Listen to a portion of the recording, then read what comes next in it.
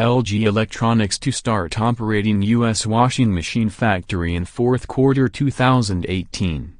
Seoul, Reuters. South Korea's LG Electronics plans to start operating its new washing machine factory in the United States in the fourth quarter this year, its chief executive said on Thursday. The start date for the Tennessee factory now being built has been moved forward from a previous target of February 2019, Seong-Jin, who is also vice chairman of LG Electronics, said on the sidelines of a trade show. In November, the U.S. International Trade Commission recommended tariffs to keep LG and domestic rival Samsung Electronics from selling inexpensive washers in the U.S. market, a step that would benefit American appliance maker Whirlpool Corporation, reporting by Joyce, editing